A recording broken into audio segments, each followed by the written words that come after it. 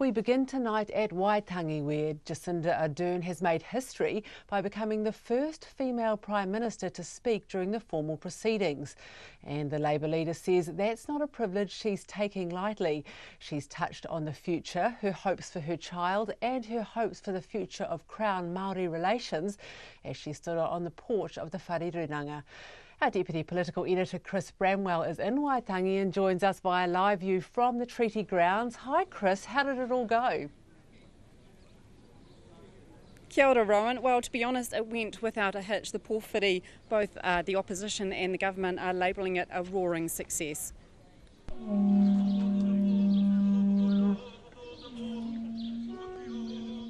Jacinda Ardern was escorted onto the marae by a wheelchair-bound Titi Whai Harawira and Dame Naida Glavish to a powerful haka pōwhiri from more than 100 Ngāpuhi warriors.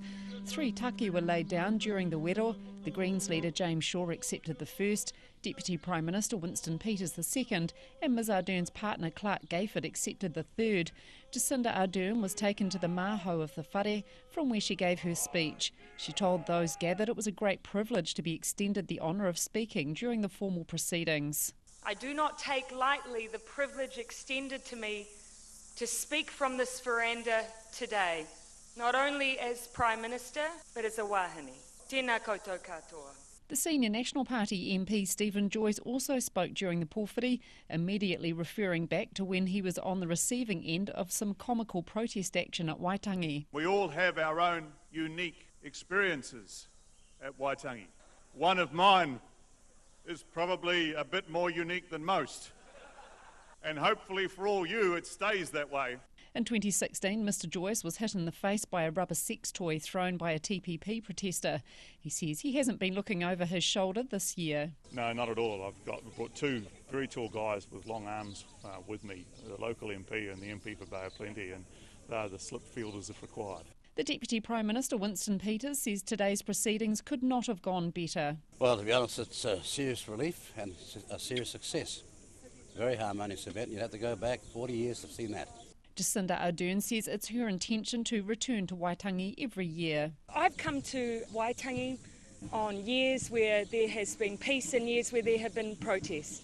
You know, that's part of our national day, and so my hope and expectation is that I can keep coming no matter what. But will her future visits last as long as this one? I intend, no matter what, that Waitangi Day will not just be about the commemoration, the day before and on the day, but an opportunity for us to come and to keep working on those practical issues that we've together said we want to work on. That means talking with those local health providers, those in education, local government and mayors. That's what we've done this time, and I'd like to see that keep happening. Thank you. You've got a special question? After all the formalities, the Prime Minister visited Pahia Primary School, where she was swamped by children wanting to ask questions and asking her to sign their lunch boxes. If you were Prime Minister, what would you like to do? What's the first thing you think you'd do? Paperwork. Paperwork. Oh my gosh, you know the job already. The final event for today is the Beat the Retreat back up at the Waitangi Treaty Grounds ahead of tomorrow's dawn service. Well Chris, that pretty much sounds like a dream run there. Yes, to be honest, it couldn't have gone much better. And I think part of it really is moving the whole ceremony away from Titi Marae down the bottom up here to Te Wharirunanga on the upper grounds. There's more space, there's beautiful big shade trees, so there was a lot more room for everyone at the haka pōwhiri. The other thing is, obviously, it's the first visit for a new Prime Minister and a new government, so there is a bit of a sense of a honeymoon period. But the Prime Minister, Jacinda Ardern, did say, look, we understand this and we want you to hold us to account when we come back. So there's an understanding from her that in 1 year, in 3 years, that she will be held to account, but she says that she intends to keep coming. I also asked her, as you heard in the package there, whether she'll continue to come for 5 days as she had this time, and she intends to keep doing that. The other aspect of today really is that we had the National Party on the pōwhiri, on the paipai alongside the government parties, so sitting alongside the Green Party, New Zealand First and Labour. They also all spoke in the formal pōwhiri doing their speeches, and I think that takes some of the political heat out of it. So that's a big change as well.